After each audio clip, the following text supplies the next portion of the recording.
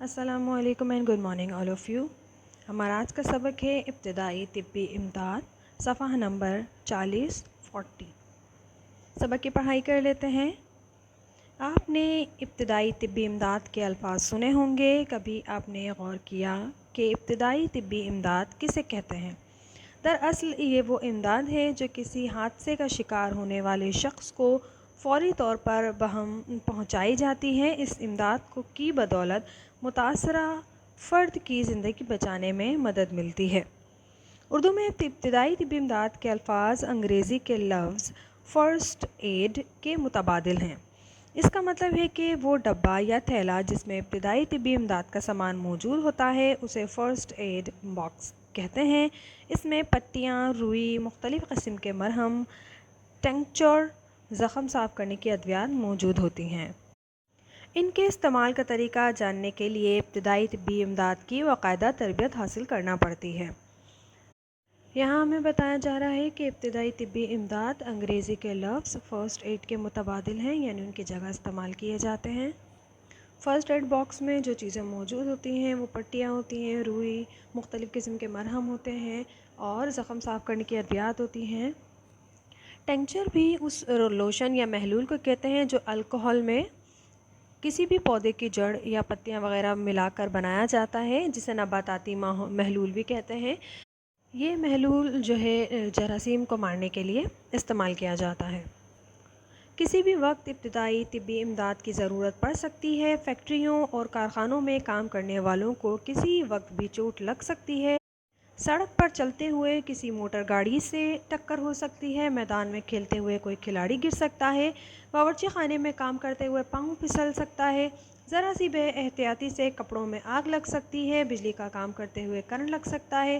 صفائی کرنے کے دوران بچھو ڈنگ مار سکتا ہے۔ نہر یا دریا میں نہاتے ہوئے کوئی ڈوب سکتا ہے۔ اس پیراگراف میں ہمیں بتایا جا رہا ہے کہ کہاں کہاں کون کون سے حادثات پیش آ سکتے ہیں اور ان حادثات میں بر وقت کون سا رد عمل صحیح ہے اور کون سا رد عمل صحیح نہیں ہے، اس کی باقاعدہ تربیت لینی پڑتی ہے۔ اور متاثرہ شخص کے لیے کون سی ابتدائی طبی امداد مدد مؤثر ہے، اس کی بھی ہمیں باقاعدہ تربیت لینی پڑتی ہے۔ معاشرے میں رہنے والے ہر فرد کے لیے ضروری ہے کہ اسے ابتدائی طبی امداد کی چند بنیادی باتوں کا پتہ ہونا چاہیے کہ ضرورت پڑنے پر وہ متاثرہ شخص کے لیے کچھ نہ کچھ کر سکے۔ مثال کے طور پر یہ بات معلوم ہونی چاہیے کہ اگر سانپ ڈس لے تو زہر کو دل تک پہنچنے سے روکا جائے۔ زخمی جگہ سے 2 انچ اوپر زور سے رسی یا کپڑا باندھ دیں۔ جتنی جلد ممکن ہو متاثرہ فرد کو ہسپتال تک پہنچانے کی کوشش کریں۔ اسی طرح اگر کوئی شخص پانی میں ڈوب گیا ہو تو اسے پانی سے باہر نکال کر نبض دیکھی جائے۔ ڈوبنے والے شخص کے پیٹ میں پانی بھر جاتا ہے، اسے بروقت نکالنا ضروری ہوتا ہے۔ اس مقصد کے لیے متاثرہ شخص کو الٹا لٹا کر اس کی پیٹھ کو دبانا مناسب رہتا ہے۔ چھوٹے بچے ہر چیز کے ساتھ چھیڑ چھاڑ کرتے رہتے ہیں۔ بعض اوقات وہ بجلی کے پلگ میں اپنی انگلی ڈال دیتے ہیں۔ کبھی ایسا بھی ہوتا ہے کہ بجلی کے ننگے تار سے ہمارا جسم چھو جاتا ہے جس سے ہمیں کرنٹ لگ جاتا ہے، یا کبھی یوں بھی ہوتا ہے کہ کوئی شخص بجلی کے تار یا بجلی سے چلنے والی کسی مشین سے چمٹ کر رہ جاتا ہے۔ ایسی صورت میں سب سے پہلا کام یہ کرنا چاہیے کہ اسے بجلی کے تار سے یا مشین سے الگ کیا جائے۔ سوئچ بند کر کے پلگ نکال دیں۔ بہتر ہے کہ مین سوئچ بند کر دیں یا فیوز نکال دیں۔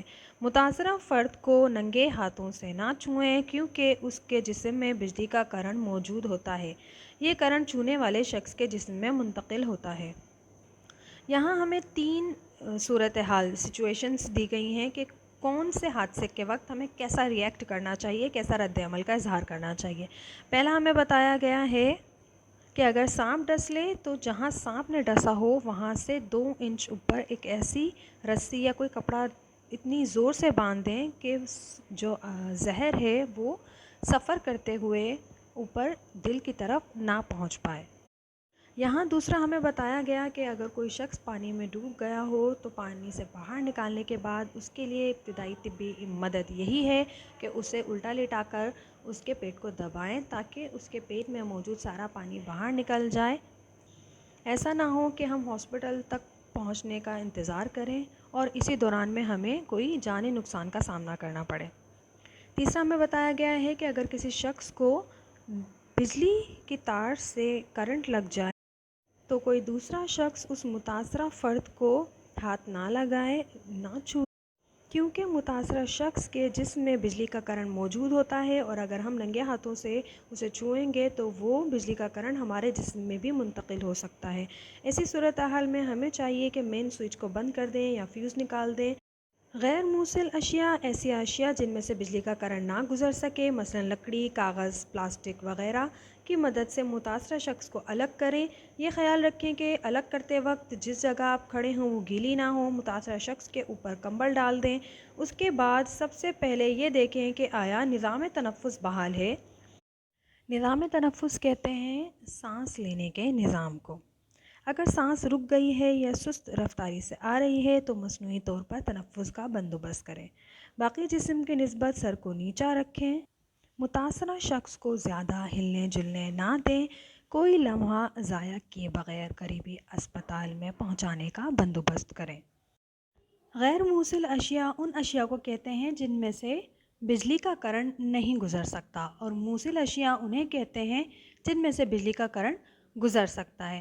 مثال اگر ہم اس کی دیکھیں تو موصل اشیاء میں آپ کے پاس ہوتی ہیں لوہا، تانبا، اور جو غیر موصل اشیاء ہوتی ہیں ان میں لکڑی، کاغذ، پلاسٹک، یہ چیزیں ہوتی ہیں۔ تو اگر کسی شخص کو کرنٹ لگ گیا ہو تو اگر آپ اسے اس مشین سے یا سوئچ یا تار سے الگ کرنا چاہتے ہیں تو ننگے ہاتھ اس کو نہ لگائیں، وہ کرنٹ آپ میں منتقل ہو جائے گا۔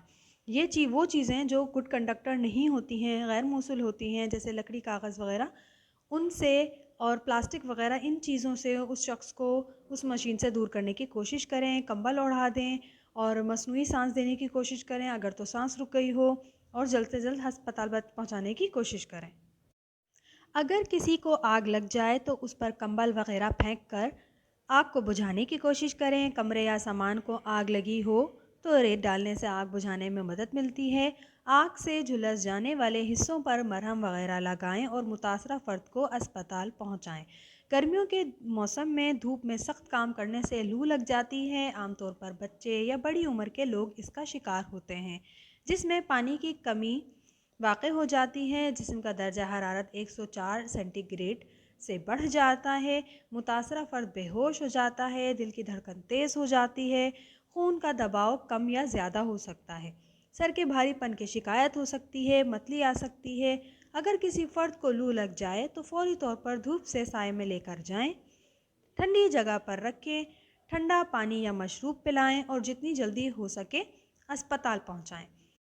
یاد رکھیں ان باتوں پر ہم سب کو عمل کرنا چاہیے۔ اگر ہمارے آس پاس کوئی شخص طبی امداد کا مستحق ہو تو ہمیں اس کی حتی الوسع مدد کرنی چاہیے۔ ساتھ ہی ہمیں کوئی لمحہ ضائع کیے بغیر امدادی اداروں کو فون کر کے انہیں مدد کے لیے طلب کرنا چاہیے۔ یہاں پر ہمیں دو سچویشنز دی ہوئی ہیں، دو ایسے حالات دیے ہوئے ہیں، ایک تو آگ لگ جائے یا کسی کو لو لگ جائے تو اس وقت ہمیں کس طرح کا رد عمل کا اظہار کرنا چاہیے کہ اگر آگ لگ جائے تو جس شخص کو آگ لگی ہو یا جس جگہ پہ آگ لگی ہو وہاں پر آپ نے آگ کس طرح بجھانے کی کوشش کرنی ہے، اور اگر کسی کو لو لگ جائے تو کس طریقے سے آپ نے ان کی مدد کرنی ہے، کیونکہ زیادہ تر لو لگنے کے واقعات جو ہیں بڑی عمر کے افراد یا بچوں کے ساتھ پیش آتے ہیں۔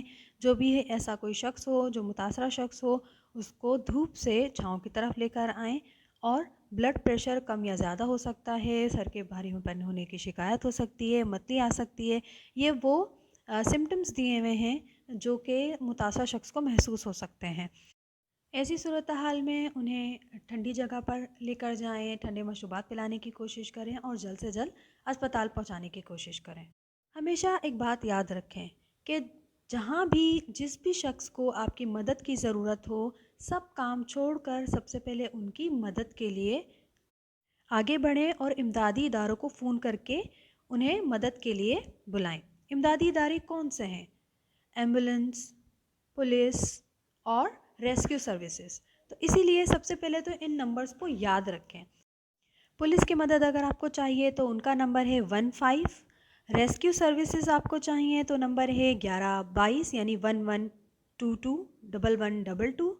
ایمبولینس کی مدد اگر آپ کو چاہیے تو 115 اور 1020 1020, 115 اور 1020 یہ دو نمبر ہیں چیپا اور ایدھی کے. یہ دو نمبرز یاد رکھیں.